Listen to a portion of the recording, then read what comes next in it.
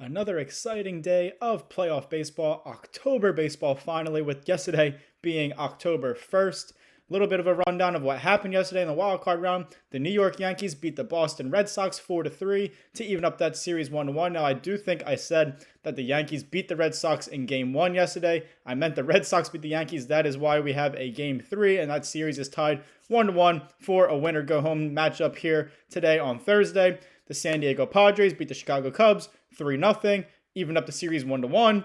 The Cleveland Guardians beat the Detroit Tigers 6-1, even up the series 1-1. And then the Los Angeles Dodgers eliminated the Cincinnati Reds with an 8-4 win last night on Wednesday. Three game threes being forced for today here on Thursday. Obviously, that fourth game, Dodgers moved on. I'll get to that in just a moment.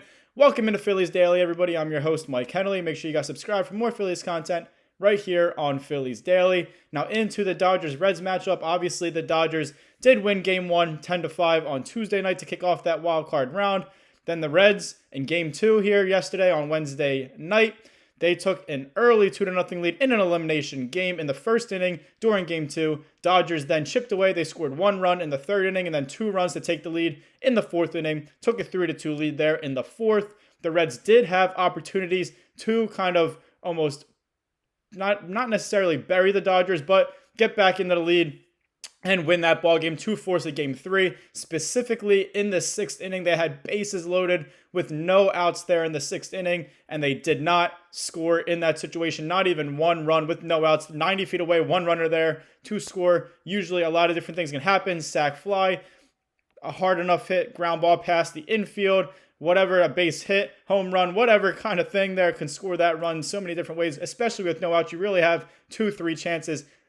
2 really just with the sac flies and everything, but a lot of chances to score a run. The Reds could not come up with in that opportunity, could not come in the clutch, unfortunately for them. And then the Dodgers did end up breaking it open there in the sixth inning as well. They ended up taking a 7-2 lead and never looked back. They won that ball game 8-4. And with that 8-4 victory over the Reds, the Dodgers did eliminate Cincinnati from the playoffs. And that means the Philadelphia Phillies will host and play the Los Angeles Dodgers in the National League Divisional Series here starting on Saturday. The Phillies do have some success against the Dodgers as of late. They won the season series this year here in 2025, 4-2 against the Dodgers.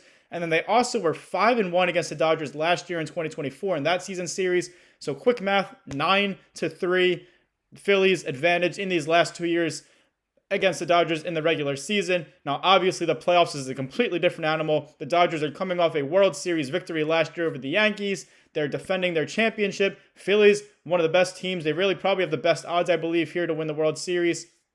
But Dodgers are a very, very star-studded, very great team. We saw them really handle the Reds. Not much of a problem in that wild card round. Again, the Phillies have had success in the regular season against them this year and last year. But again, playoffs, completely different animal. So with the Phillies having home field advantage this series, obviously Citizens Bank Park is one of the best and probably the toughest atmospheres to play in Major League Baseball and really all of sports during the playoffs. So the fans have to be electric, and I have no doubt that they will be. So if you're going to the game, make sure you are making the Dodgers' life just incredibly hard against the Phillies in this National League Divisional Series. Shohei Ohtani, the superstar two-way player for the Dodgers, he's announced to pitch Game 1 in the NLDS against the Phillies. Christopher Sanchez will be pitching Game 1 for the Phillies. So Sanchez versus Shohei Ohtani should be a very great pitching matchup. Obviously, Christopher Sanchez is a top 2 candidate for the National League Cy Young this year. Shohei Ohtani, hard-throwing pitcher, really good, really dominant when he's on the mound.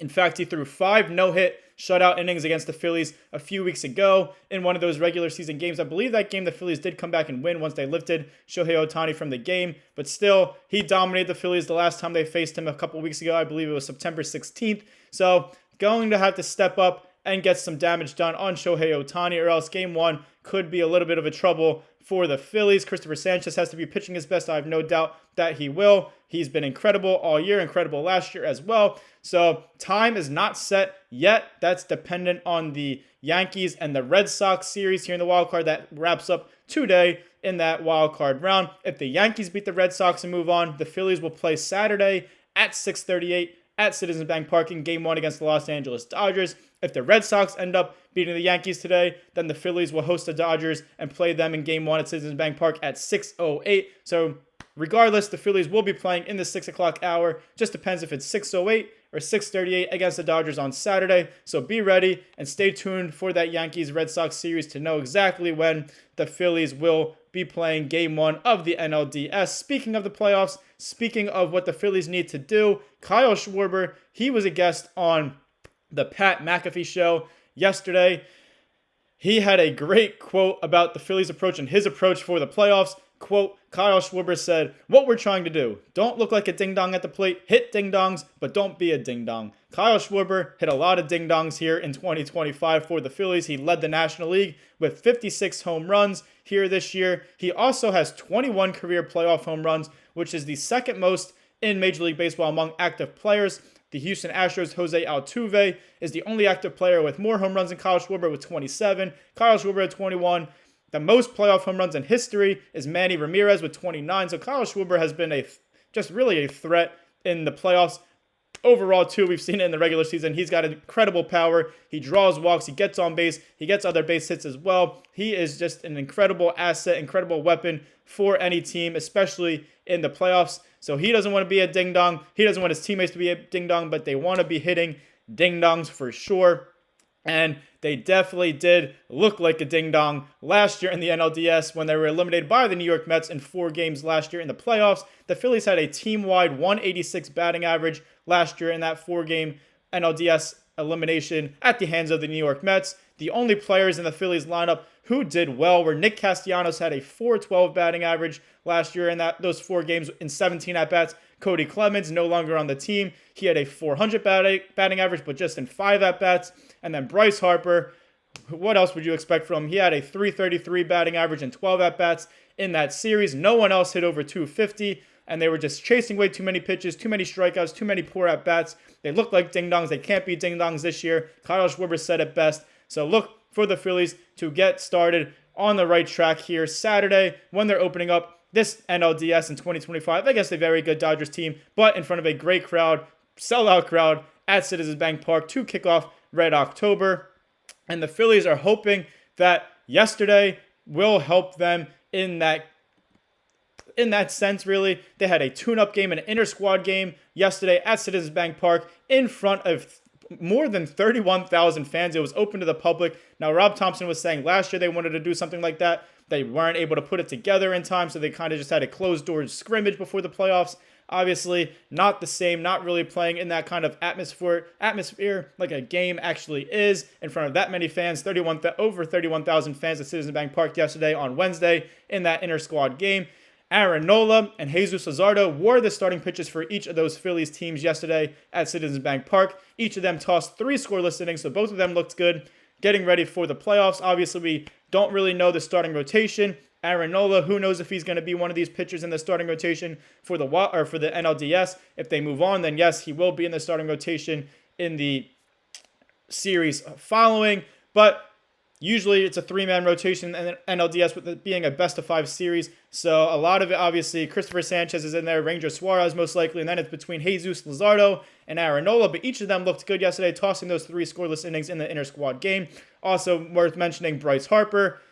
What else do you expect again? Bryce Harper hit a solo home run off of Walker Buehler, who came in relief in that ball game in the inter-squad game yesterday. Dead center field for Bryce Harper, solo shot. And Rob Thompson, I did mention about the starting rotation. He did mention after that inter-squad game that he's not going to give up or say who his playoff starting rotation looks like or is going to be. He does know himself what it's going to be. The team knows, but Rob Thompson does not want to give it public information to give an advantage to other teams to prepare and get ready for who it's going to be. Obviously, we do know Christopher Sanchez will be the Game 1 starter against Shohei Ohtani on Saturday to kick off this NLDS series, but Game 2 likely will be Ranger Suarez. It's just the most likely option, the best option, really. He did throw a bullpen earlier in the day yesterday before the inter-squad game, did not pitch in the inter-squad game, so that almost kind of tells you that he is going to be the Game 2 starter for the Phillies.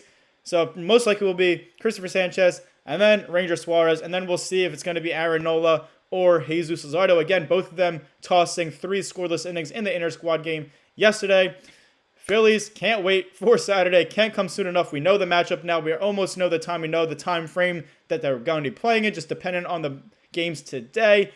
Thank you guys for watching this episode of Phillies Daily. I'm your host, Mike Kennelly. Make sure you guys like, comment, share, and subscribe for more Phillies content right here on Phillies Daily. Another exciting day of playoff baseball today here on Thursday. 3 Game 3s, 3 elimination games in the wild card round before we know all of the matchups heading into this weekend's start of the divisional series rounds, both in the American League and the National League. The Phillies are playing the Dodgers either at 6:08 or 6:38 starting Saturday. Christopher Sanchez versus Shohei Ohtani. Going to be electric at Citizens Bank Park. If you're going, have fun.